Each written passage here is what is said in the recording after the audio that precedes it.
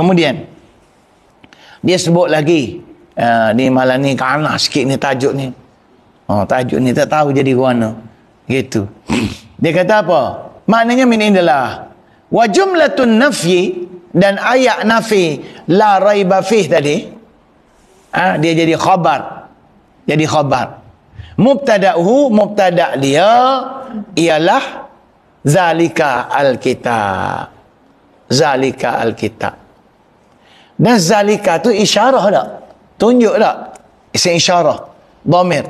Dia kata wal isyarah, dan perkataan zalika itu tunjuk kepada kita itu bihi litta'zim, untuk memberi kebesaran. Lepas tu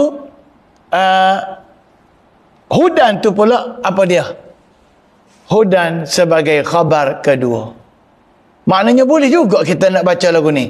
Zalikal kitab mubtada', la raiba fih khabar pertama, hudan lil muttaqin, petunjuk kepada tu khabar kedua. Boleh juga tadi kita baca cara ta'anuk. Kalau baca lagu tu dia panggil baca straight tanpa ta'anuk. Beza tak? Jadi tak apa. Jadi dia kata apa? Dan hudan tu maksud apa? Ai hadin, pemberi petunjuk. Jadi bukan setakat dia petunjuk, tapi dia beri petunjuk. Tu mana hadin.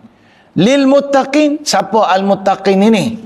As-sairina ila taqwa, orang yang sentiasa mencari takwa.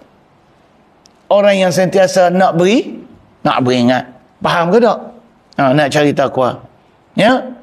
Iaitu bimtithalil awamir, dengan mencontohi perintah-perintah Allah, wajtinabi an-nawahi, dan menjauhi larangan-larangan Allah, litiqaihim, kerana ketakwaan mereka, kerana sikap hati-hati mereka, bidzalikan nar, dengan neraka. Tu makna orang takwa, dia ingat neraka. Jadi orang takwa ni dalam kepala otak dia neraka. Gitu. Macam mana? Pada ayat nombor 2 yang mana? Tak ada, tu pun tak cukup masa. Wallahu alam. Bismillahirrahmanirrahim. Alhamdulillahirabbil alamin. Wassalatu wassalamu ala rasulina al-karim wa ala alihi wa sahbihi ajma'in. Subhanaka la ilma lana illa ma 'allamtana innaka antal alimul hakim. La hawla wa la quwwata illa billahil aliyil azim. Allahumma anfa'na bima 'allamtana wa dhakkirna minhu ma nasina wa 'allimna minhu ma jahilna. Allahumma tammim lana taqsirana fi ada'i wajibatina wa qada'i amalina. Allahumma ati nufusana taqwaha wa zakkiha anta khairu man zakkaha anta waliyuha maulaha. Rabbana atina fid dunya hasanah wa fil akhirati hasanah wa qina adzaban nar. Wa sallallahu ala sayyidina Muhammad wa ala alihi wa sahbihi wasallam. Walhamdulillahi rabbil alamin. Qabbalallahu minkum.